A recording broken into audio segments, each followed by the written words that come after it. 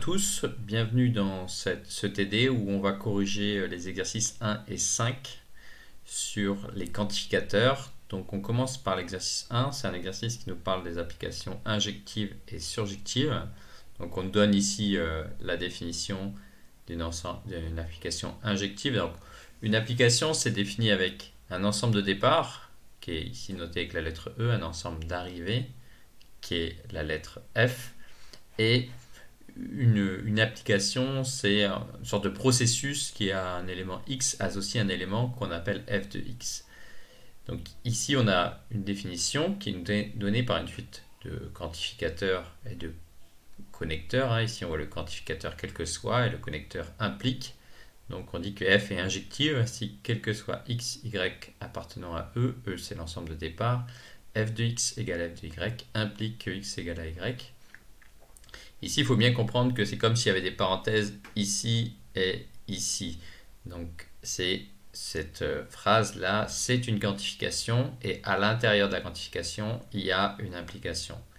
C'est pas une implication, c'est pas tout ça implique x égale à y. C'est quel que soit x, y appartenant à E, ouvrez la parenthèse, f de x égale f de y implique x égale à y.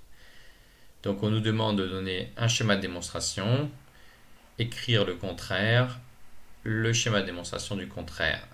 Ensuite, on a la définition d'une application surjective qui est un petit peu différente, où il y a un quantificateur quel que soit, un quantificateur il existe, et ici pas de connecteur, une simple égalité. Et ce sont les mêmes questions, il faut donner le schéma de démonstration, écrire le contraire et le schéma de démonstration du contraire. Donc la correction de cet exercice qui est donné par le tableau suivant. Donc on peut présenter les choses comme ça. On a la notion ici, f est injective. On a rappelé la définition ici. Donc le schéma de démonstration, c'est le schéma de démonstration avant tout de quel que soit. Le schéma de démonstration de quel que soit, c'est simplement d'écrire soit x, y appartenant à E, donc qui correspond à ça. Ici maintenant on a le schéma de démonstration de implique. Le schéma de démonstration de implique, c'est supposons l'hypothèse. L'hypothèse, c'est la partie qui est ici à gauche du symbole implique. Montrons la conclusion. La conclusion, c'est la partie de droite du implique. Donc on va voir beaucoup d'exemples de situations où on a des schémas comme ça avec quel que soit implique. Ça donnera du soit, supposons, montrons.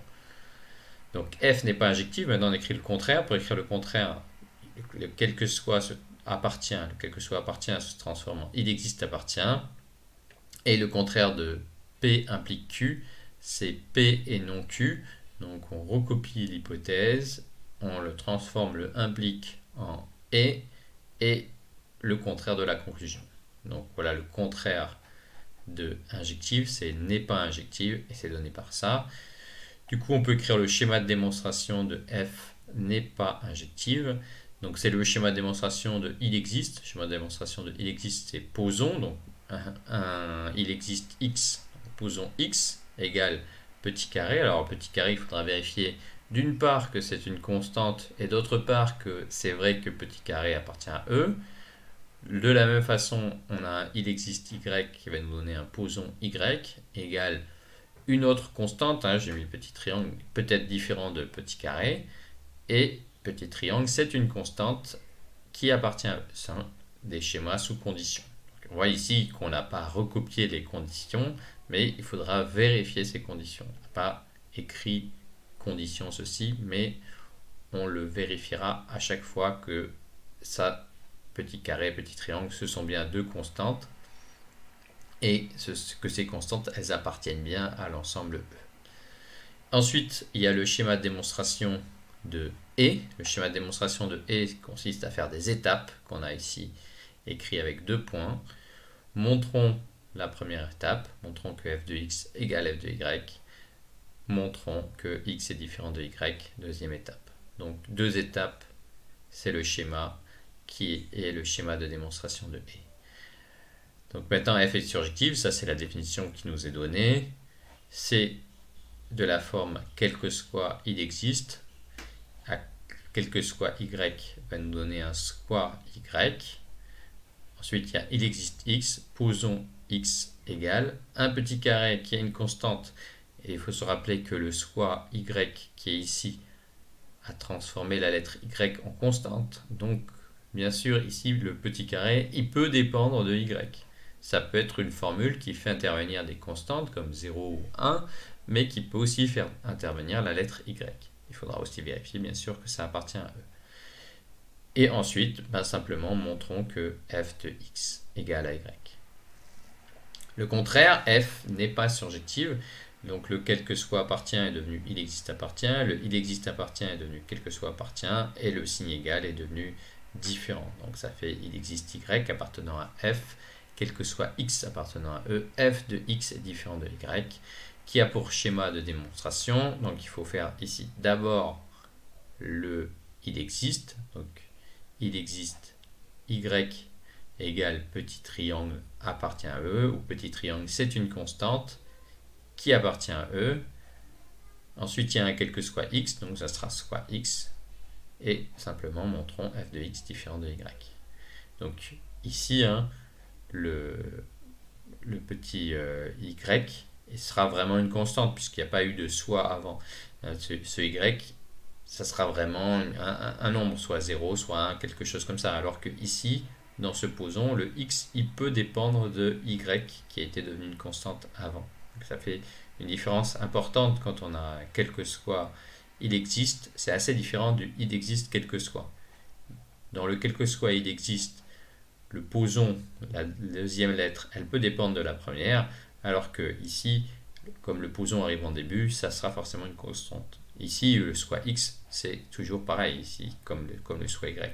Le x ne va pas dépendre de y, c'est juste une nouvelle lettre. Et là aussi, c'est une y, c'est une nouvelle lettre. Donc, voilà quelques questions complémentaires. Des questions complémentaires, on considère deux ensembles. Donc ici, on va faire des exemples concrets. Ces exemples concrets vont nous permettre de bien comprendre qu'est-ce qu'on met à la place du petit carré et du petit triangle. Donc, on note grand N, l'ensemble des antinaturels, c'est 1, 2, 3, 4, 5, etc. Grand Z, c'est les nombres entiers relatifs, donc ce sont les mêmes éventuellement avec des signes moins. Donc, on considère trois applications, et à chacune de ces applications, il faudra qu'on dise d'abord faire une conjecture pour savoir si on pense qu'elle est injective ou si on pense qu'elle n'est pas injective. Ensuite, faire une conjecture, est-ce qu'on pense qu'elle est surjective ou est-ce qu'on pense qu'elle n'est pas surjective. Et ensuite, il faudra démontrer soit qu'elle est injective, soit qu'elle ne l'est pas, et démontrer qu'elle est surjective ou qu'elle ne l'est pas. Donc ça demande bien sûr d'avoir quelques petites idées qui vont nous permettre de remplir quand on aura des petits carrés ou des petits triangles à remplir. Donc la première application, c'est l'application qui va de n dans n et qui est définie pour tout x de l'ensemble de départ par f de x égale 2x plus 3. Ok, donc cette application, on va faire progressivement, pour l'étudier, on va commencer par faire un tableau de valeurs qui va nous permettre de faire des conjectures. Donc notre application, c'est 2x plus 3. Quand x égale à 0, ça fait 3. Quand x égale à 1, ça fait 2 plus 3, ça fait 5. Quand x égale à 2, ça fait 4 plus 3, ça fait 7, etc. Donc, on regarde ce tableau et on commence à faire des conjectures. Alors là, on voit que les valeurs sont de plus en plus grandes. Donc, on peut penser que certaines valeurs qui sont manquées dès le départ ne reviendront jamais après. On ne voit pas trop comment il pourrait y avoir 0 quelque part. Donc, certaines valeurs ne vont pas être écrites. Le fait que certaines valeurs ne vont pas être écrites, ça nous fait conjecturer que f n'est pas surjective. Parce que f est surjective, ça voudrait dire que dans la ligne du bas, ici, toutes les valeurs, 0, 1, 2, 3, 4, 5, etc., jusqu'à l'infini, toutes les valeurs vont apparaître. Et ici, on voit bien que on conjecture que ni 0, ni 1, ni 2, ni 4, ni 6 ne vont apparaître. Donc, on se dit que il y a pas mal de valeurs qui ne vont pas apparaître. Donc, on conjecture que f ne va pas être surjective. Et on conjecture aussi que f est injective. Injective, ça veut dire que il n'y a pas deux fois dans la ligne du bas, il n'y a pas deux fois la même valeur qui apparaît. Donc comme les valeurs, à chaque fois, elles augmentent de 2, elles augmentent, il ne va jamais y avoir ici, par exemple, quelque part ailleurs, encore le chiffre 3, parce que comme c'est toujours de plus en plus grand, une fois qu'on a atteint une valeur, on ne l'atteindra plus parce qu'on a à chaque fois on a des valeurs de plus en plus grandes. Donc on conjecture que f est injective. Ça veut dire que dans la ligne du bas, on ne voit pas deux fois la même valeur. Par contre, on conjecture qu'elle n'est pas surjective parce qu'on ne voit pas apparaître toutes les valeurs. Donc montrons que f est injective. Pour montrer que f est injective, on reprend notre schéma f est injective, hein, donc on va recopier ce schéma. Le schéma soit x, y appartient à e, supposons f de x égale f de y, montrons x égale à y. Sauf que bien sûr, e ici c'est l'ensemble de départ, et dans mon exercice, l'ensemble de départ il ne s'appelle pas e, l'ensemble de départ ici c'est grand N. Ok, il faudra dans l'application G par exemple, ce sera grand Z, et l'ensemble d'arrivée ce sera grand N. Donc il faudra faire un petit peu attention, hein, remplacer e par l'ensemble de départ. L'ensemble de départ, ce qui est ici à gauche de la flèche, et l'ensemble d'arrivée, F, dans les notations qu'on a là, hein, on voit par exemple intervenir F quelquefois, par exemple dans surjective, ici F, c'est l'ensemble d'arrivée, donc l'ensemble d'arrivée, c'est ce qui est à droite de la flèche ici. Par exemple, pour F, c'est grand N, mais pour G, c'est grand N, mais pour H, ce sera Z. Donc, on a fait notre schéma pour montrer que F est injective, soit xy appartenant à N. On suppose que f de x égale f de y, et il faut montrer que x égale à y. Alors j'écris ici en bleu, parce que parfois ce montrons-là, on pourrait ne pas le mettre.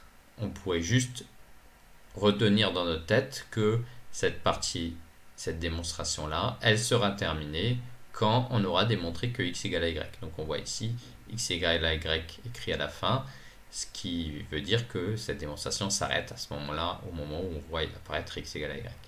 Donc on va, comme on a supposons f de x égale à f de y, on va activer le schéma d'utilisation de f de x égale à f de y, qui consiste simplement à remplacer f de x par la définition de f de x, hein, la définition de f de x qui est 2x plus 3. Et f de y, eh ben, c'est la même chose que f de x où on a remplacé x par y. Donc l'équation f de x égale f de y, elle devient 2x plus 3 égale 2y plus 3.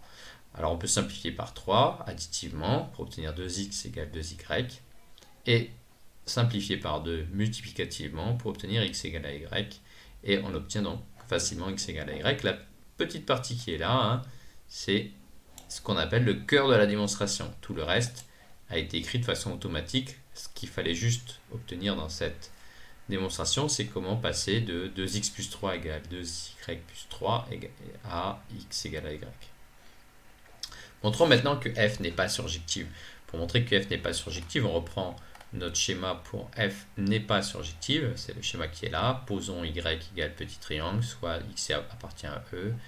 Blablabla, montrons f de x différent de y. Donc, ça nous donne, posons y égale, il faut mettre ici une constante. Donc cette constante, hein, on l'a conjecturée comme étant une des valeurs qu'on pense qui ne va pas apparaître dans le tableau. Donc moi j'ai choisi 0, mais on aurait pu aussi prendre 1 ou 2 ou 4, n'importe quelle valeur dont on pense qu'elle n'apparaîtra jamais dans la ligne du bas de ce tableau.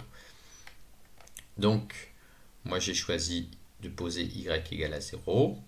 Et donc c'est posons maintenant soit x, et il faut montrer que f de x est différent de y. Pour montrer que f de x est différent de y, je vais tout simplement supposer que f de x égale à y, et donc on va faire le schéma de démonstration de non P. Le schéma de démonstration de non P, c'est supposons P, montrons faux. Pour montrer que f de x est différent de y, je suppose que f de x est égal à y, et je vais obtenir quelque chose d'impossible.